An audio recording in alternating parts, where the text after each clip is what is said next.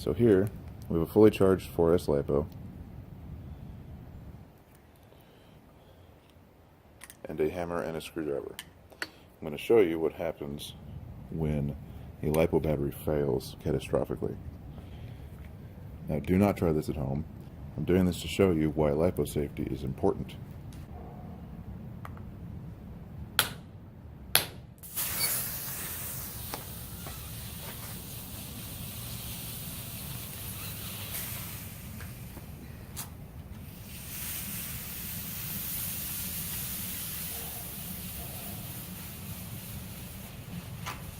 Now I am standing downwind of that with a mask on. You can see it's pretty violent. That is some really toxic shit. And that's just from a puncture. And it's still smoking.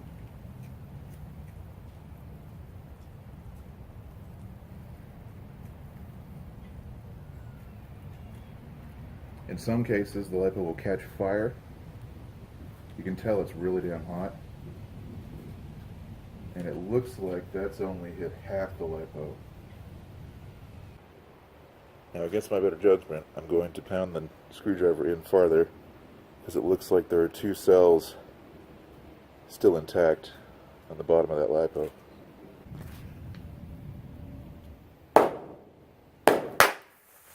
Yep, there it goes.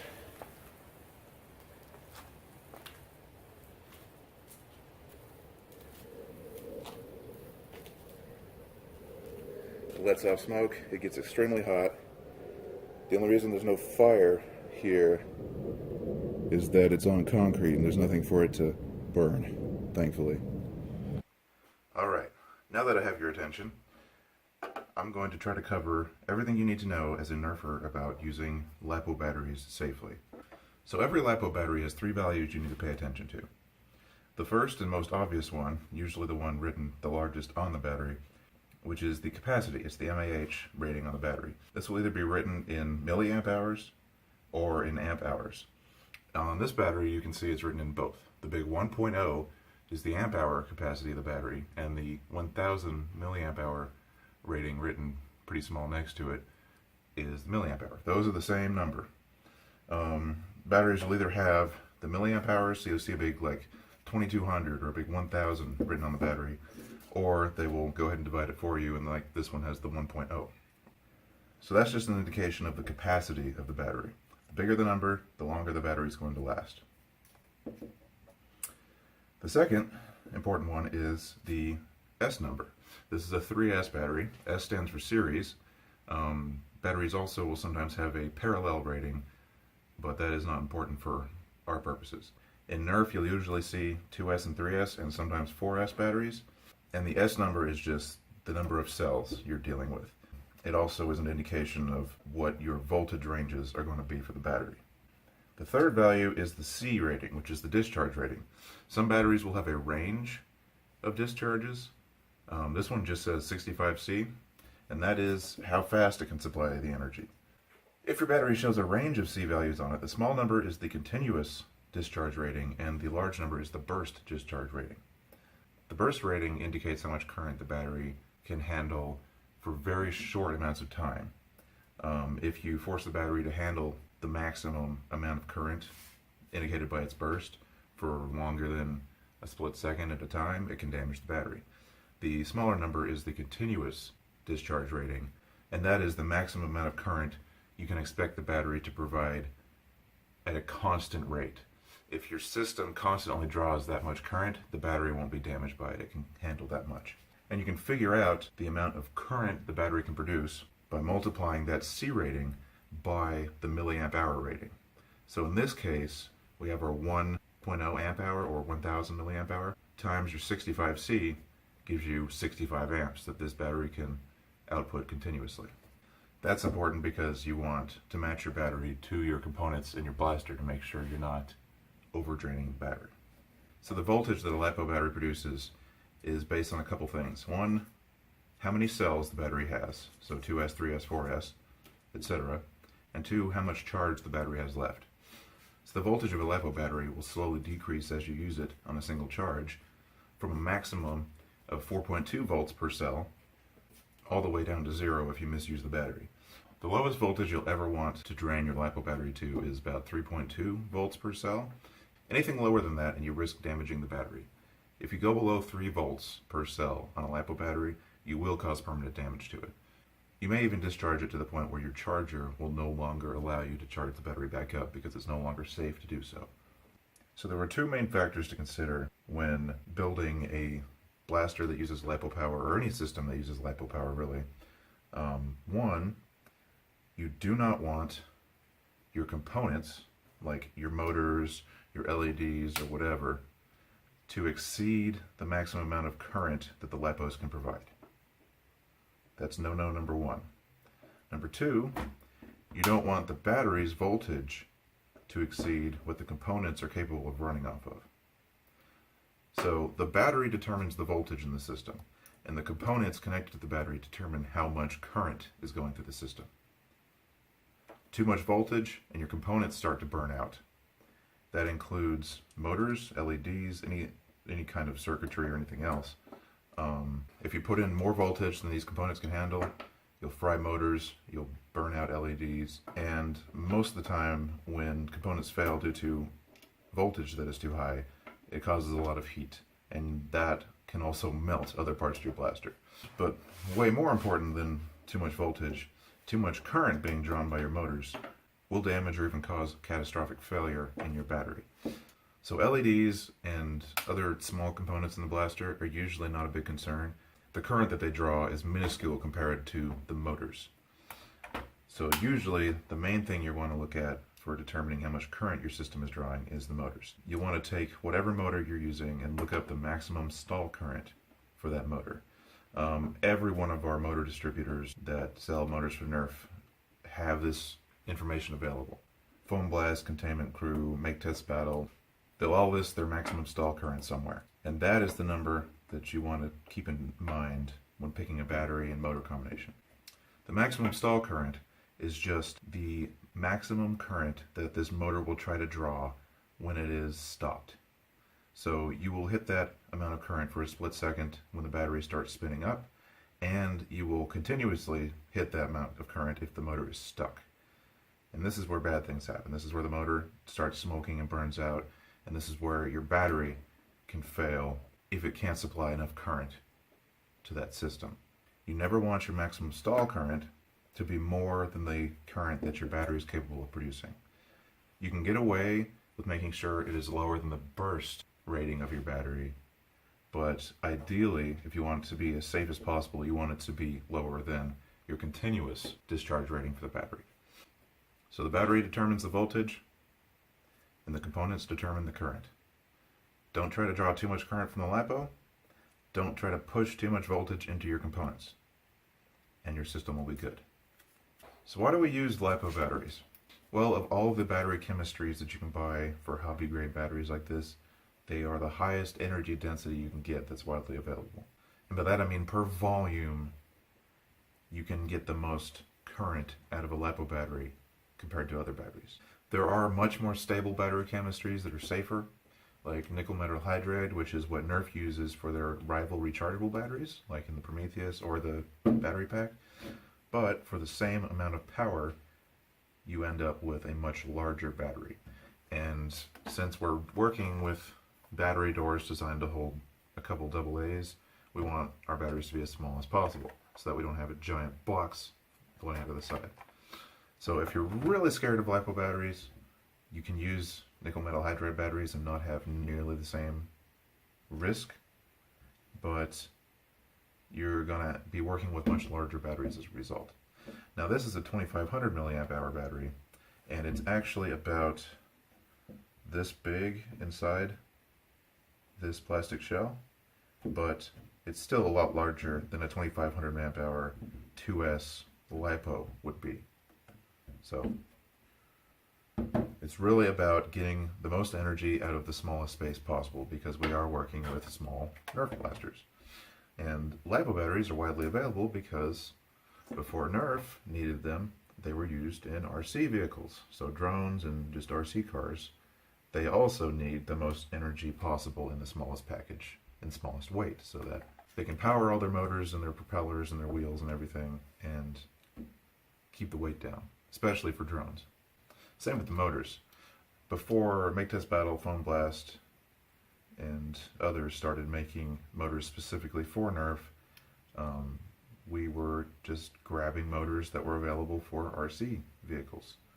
A lot of the high-tier LiPo builds before all these nice Nerf-specific motors came out were using propeller motors from drones. But now we've got way better motors that are specifically designed for Nerf applications, which is kind of cool.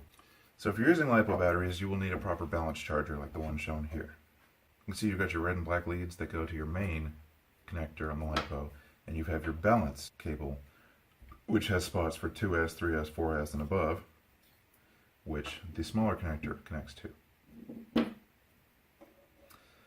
When you're charging a battery, you will want to charge it at 1C, which means 1 times the capacity of the battery. For this, it's real simple. It's just 1.0, which means you want to charge it at 1 amp. And you want to make sure that it's set for the right number of cells. You can see it has 3S right here. So this would be the right setting for this battery. 1 amp for a 3-cell battery.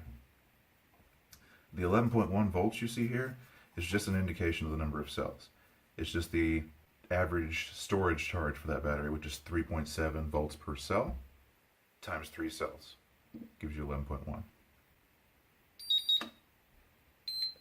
Most LiPo chargers will check the number of cells and ask you to confirm that it matches what it's seeing.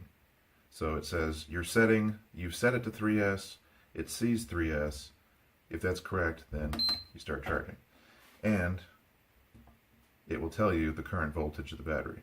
This one is basically full. It's already at 12.6, which is the maximum a 3S can go to. Because this one was about to be using a blaster for a Nerf war. Another thing, you don't want to store your batteries at max charge. This isn't a big safety risk, but it will shorten the lifespan of your battery. If you realize that you've got a fully charged battery and you're not going to use it in the next 2 or 3 days, you'll want to discharge it down to storage voltage, which is around 3.7 volts per cell. That can be a little more, a little less, just not full. The longer the battery stays at full charge, the more you'll slowly shorten the lifespan of your battery, meaning that it'll work for less charging cycles before it starts just losing voltage and not working as well, and you'll have to replace it.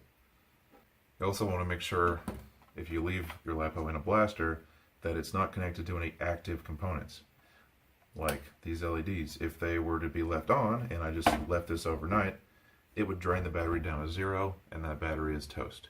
It's not going to cause a LiPo fire or blow anything up, but you've just destroyed a $20 battery, and you won't be able to charge it back up, and you won't be able to use it again, and you'll need to replace it.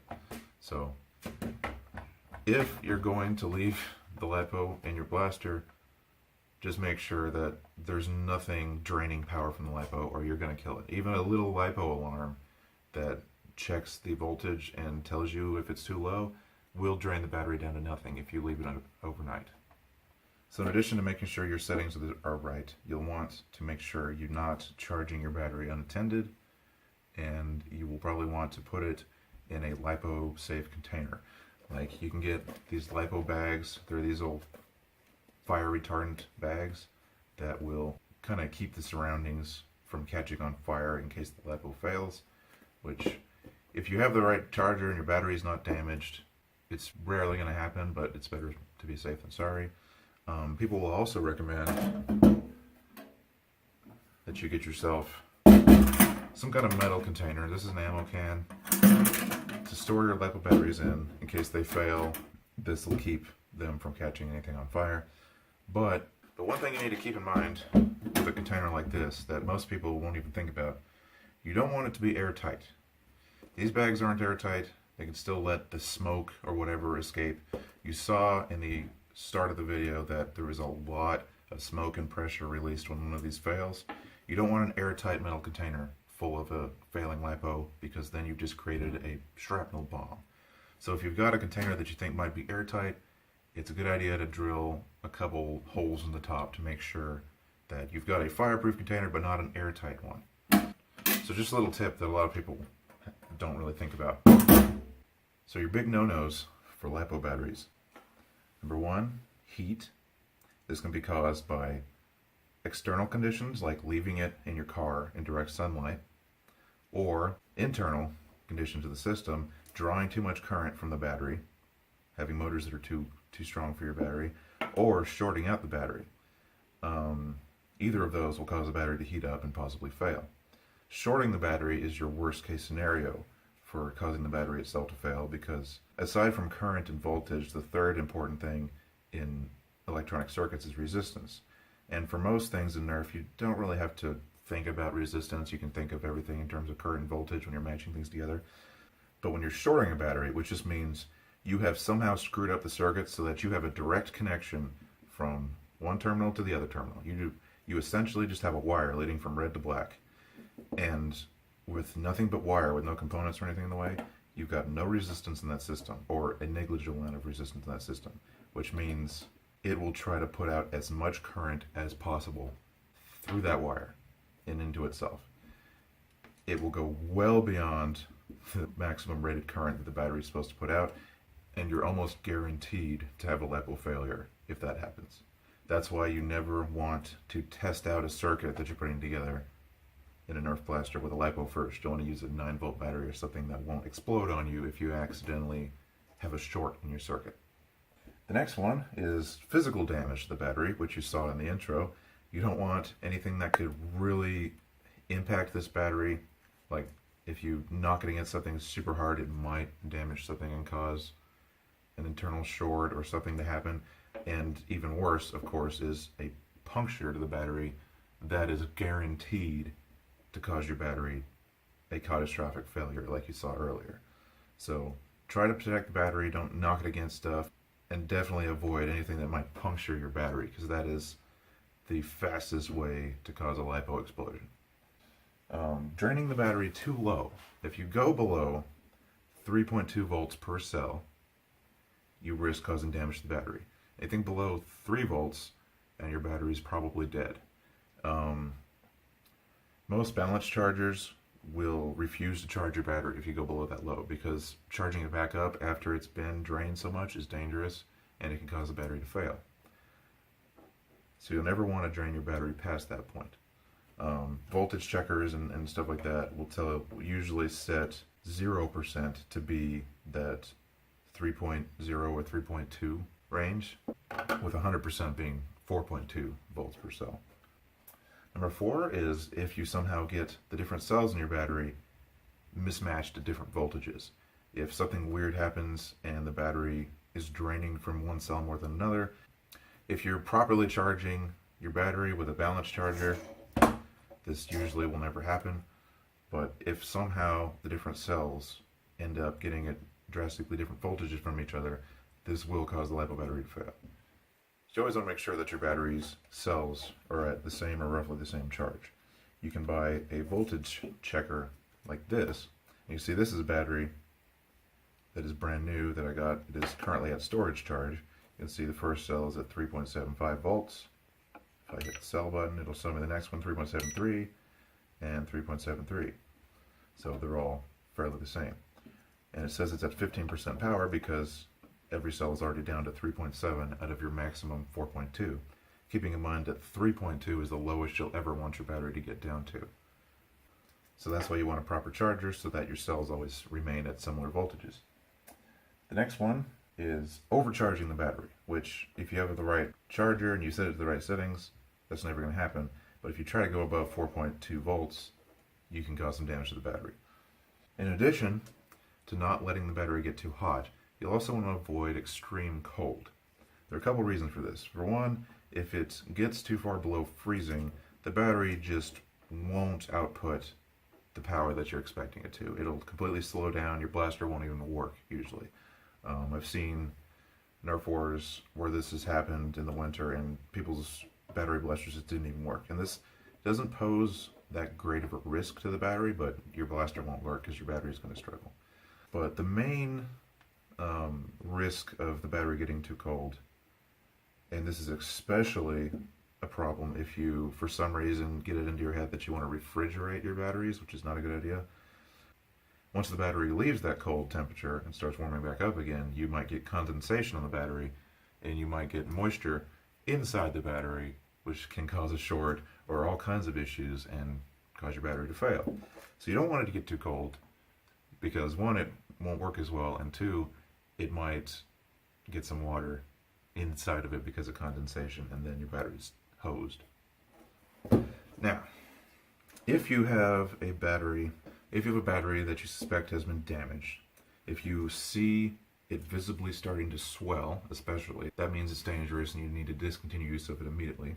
Or if it has been drained below 3 volts and it's no longer working, or for any reason you think your battery is damaged in some way, stop trying to use it. Don't drain any more current from it. Don't try to charge it. Just dispose of it properly and get yourself a new battery. Once a battery is damaged like that, you run the risk of a LiPo failure if you keep trying to use it. And the most obvious sign of damage like that is going to be a swelling of the pack of the battery. And you saw at the beginning of the video that they swell up pretty crazy when they take catastrophic damage. They start trying to kind of bulge out and swell if they're a little damaged, and that's at the point where you want to catch it before it explodes like that. That's the point when you're going to want to take your damaged battery, throw it in a fireproof container, keep an eye on it. If you're sure it's not going to blow up on you, then dispose of it properly and just be done with it. To properly dispose of a LiPo battery, if it's a damaged battery like this, or if it's a battery that you can notice signs of swelling or splitting, you take it, submerge it in salt water, and leave it there for 2 weeks. This neutralizes all the remaining energy and supposedly renders it safe to then be thrown away in the normal garbage. After the 2 weeks are up, you just wrap it in paper towels, throw it in a Ziploc bag, and you can throw it in the trash with your regular garbage. At that point, they are landfill safe.